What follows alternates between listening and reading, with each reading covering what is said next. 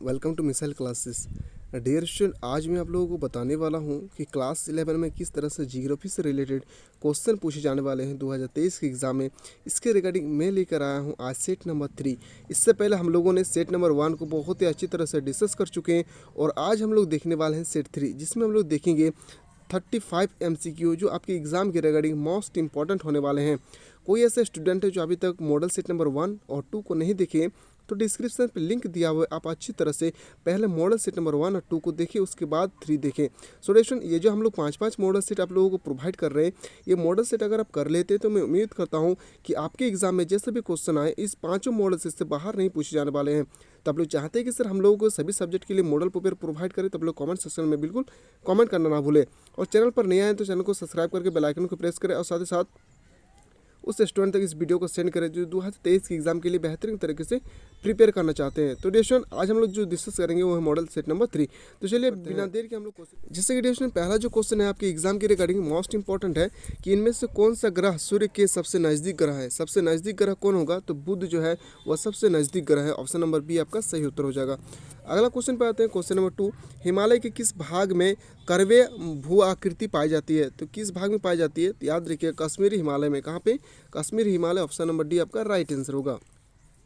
आते हैं अगला क्वेश्चन पे, क्वेश्चन नंबर 3 है, निम्नलिखित में से कितने भारत के जीवमंडल नीचे यूनेस्को द्वारा मान्यता प्राप्त की गई है? तो कितना प्राप्त किया गया है? तो याद रखिएगा 4। ऑप्शन नंबर डी आपका फिर भी राइट आंसर होगा। आपके पेपर में डिस्कशन इसी तरह से क्वेश्चन पूछे जाएंगे। मैं आशा करता हूँ कि आप लोग इसी तरह से क्वेश्चन को स्टडी कर रहे हैं हमारे इस प्लेटफॉर्म के। अगला क्वेश्चन है कि क्रमबद्ध भूगोल का प्रतिपादक किसने किया? जो क्रमबद्ध भूगोल है इसका प्रतिपादक किसने किया था? तो इस क्वेश्चन का राइट आंसर हो जाएगा, याद रखिएगा हमबोल्ट। ऑप्शन नंबर सी आपका सही उत्तर होगा। आते हैं अगला क्वेश्चन पे, क्वेश्चन नंबर 5 है कि नर्मदा और ताप्ती नदी बहती है। जो नर्मदा और ताप्ती नदी है वो पूर्व से पश्चिम की ओर बहती है। ऑप्शन नंबर बी आपका राइट आंसर है। नेक्स्ट क्वेश्चन है कि बाढ़ आने के कारण क्या है? बाढ़ आने का कारण नहीं है, आपको बताना है कि बाढ़ किसके कारण नहीं आ सकता है। तो याद रखिएगा जैविक अपरदन। ऑप्शन नंबर डी आपका राइट आंसर हो जाएगा। अगला क्वेश्चन पे आते हैं, क्वेश्चन नंबर 6। क्वेश्चन नंबर 7 है कि रेगड़ मृदा का दूसरा नाम क्या है? जो रेगड़ मृदा है इसका दूसरा नाम होता है काली मिट्टी। याद रखिएगा ब्लैक सॉल इसका बिल्कुल सही उत्तर हो जाएगा। क्वेश्चन नंबर 8 है कि निम्नलिखित में से किस सागर में लवणता सबसे अधिक है? किस सागर में सबसे ज़्यादा लवणता है? तो याद रखिएगा लाल सागर। ऑप्शन नंबर ए इसका सही उत्तर होगा। सो दोस्तों, आप लोग चाहते हैं कि सर हम लोगों को बेहतरीन तरीके से तैयारी करना है, तो आप लोगों के लिए एक न्यू बैच स्टार्ट किया गया है जिसका लिंक इस वीडियो के डिस्क्रिप्शन पे मिल जाएंगे।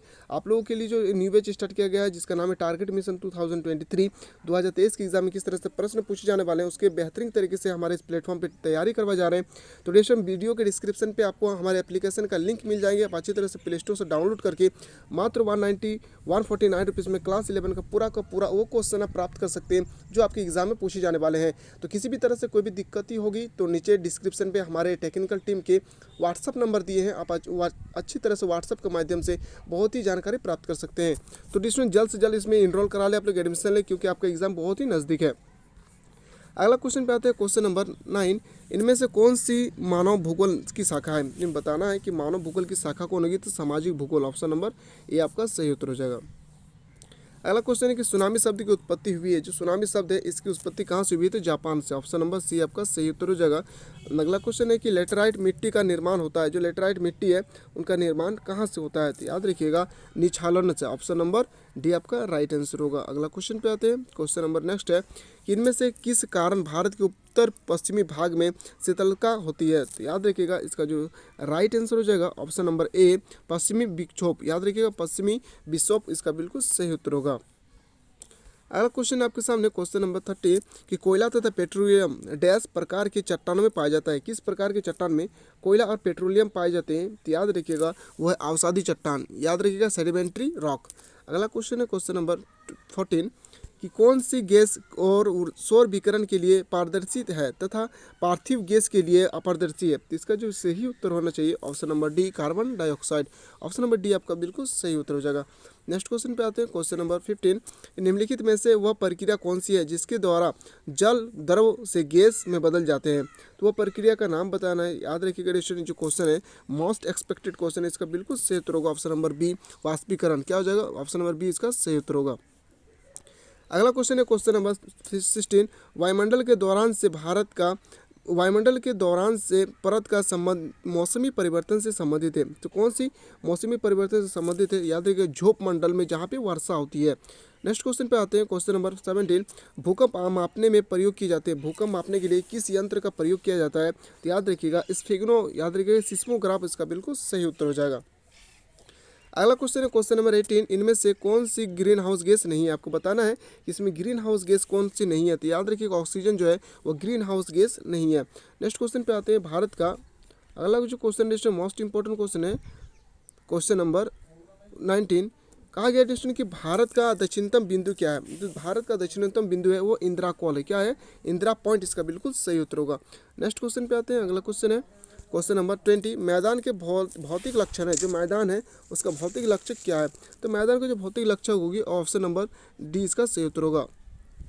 अगला क्वेश्चन पे आता है 29 क्वेश्चन नंबर। चक्रवात की आंख होती है, जो चक्रवात है इसकी आंखें होती है, तो इसकी आंखें कैसी होती है? तो याद रखिएगा शांत एवं मेघा रहित, ऑप्शन नंबर सी आपका सही उत्तर हो जाएगा। अगला क्वेश्चन पे आते हैं क्वेश्चन नंबर 22। भारत में मानसून प्रवेश करती है, जो भारत में जो मानसून प्रवेश करती है वो कौन से महीना में प्रवेश करती है? तो याद रखिएगा जून महीना में। कौन से महीना? जून इसका बिल्कुल सही उत्तर होगा। अगला प्रश्न पे आते हैं क्वेश्चन नंबर 23। रूपांतरित चट्टानों की उत्पत्ति हुई है, जो रूपांतरित चट्टान है इसकी उत्पत्ति कहाँ से हुई है? तो याद रखिएगा आग्नेय चट्टान और औषधि चट्टान, ऑप्शन नंबर सी आपका राइट आंसर है।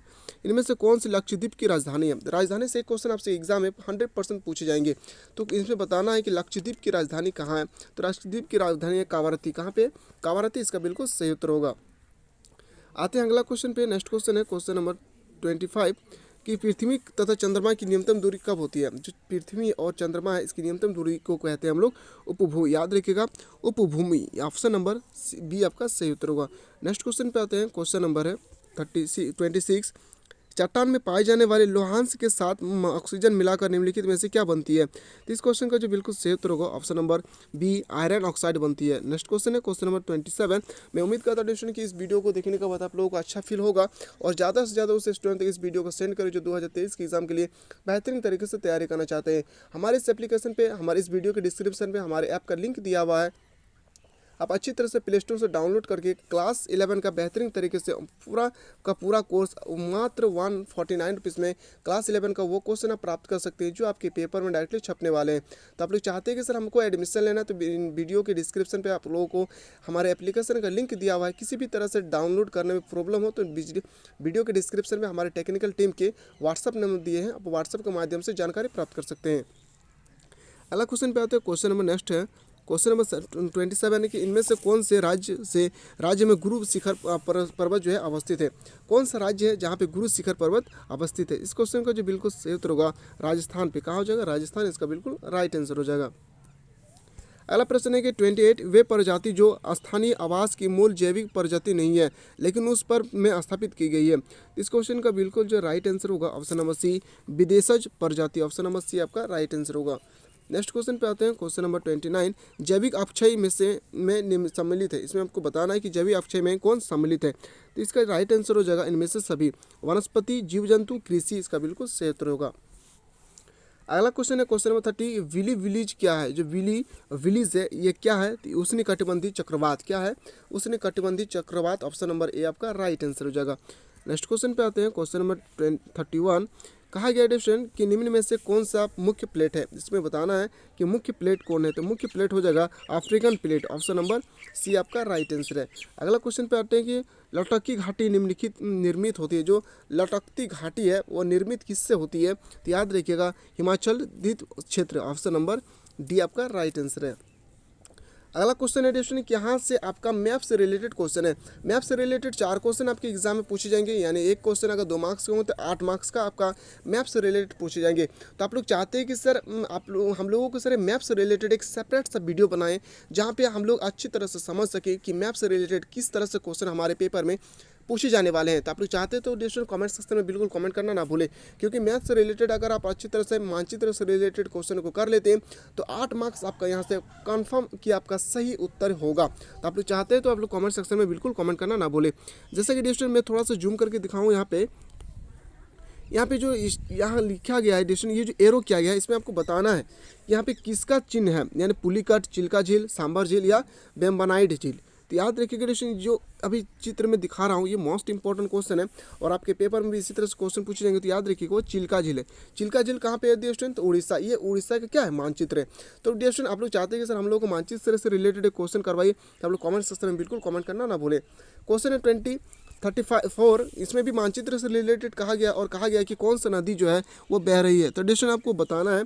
तो मानचित्र से रिलेटेड मैं एक सेपरेट से वीडियो लेकर आऊँगा जो आपके एग्जाम के रिगार्डिंग मोस्ट इंपॉर्टेंट होंगे। तो आप लोग चाहते हैं कि सर हम लोग को बेहतरीन तरीके से तैयारी करना है, तो आप लोग कमेंट सेक्शन में बिल्कुल कमेंट करना ना भूले। और आप लोगों के लिए जो एक न्यू बैच स्टार्ट किया गया हमारे इस एप्लीकेशन के माध्यम से, जहाँ पे 149 में क्लास 11 का वो क्वेश्चन आप लोगों को प्रोवाइड किए जा रहे हैं, वो क्वेश्चन आप लोगों को बताया जा रहा है जो आपके पेपर में डायरेक्टली छपने वाले हैं। तो इस वीडियो को स्टूडेंट देखने के बाद ज़्यादा से ज़्यादा उस स्टूडेंट तक सेंड करें जो 2023 के एग्जाम के लिए बेहतरीन तरीके से तैयारी करना चाहते हैं। आप भी चाहते हैं कि सर हमको अच्छी तरह से तैयारी करना है, तो इस वीडियो के डिस्क्रिप्शन पे आपको हमारे ऐप का लिंक दिया हुआ है। आप अच्छी तरह से प्ले स्टोर से डाउनलोड करके मात्र 149 रुपीज़ में क्लास 11 का पूरा कोर्स परचेस कर सकते हैं। और डिस्टेंट किसी भी तरह से कोई भी दिक्कत ही होगी तो डिस्क्रिप्शन पे हमारे टेक्निकल टीम के नंबर दिए हैं, व्हाट्सअप नंबर, आप व्हाट्सअप के माध्यम से भी बहुत सारा चीज़ हासिल कर सकते हैं, पूछ सकते हैं।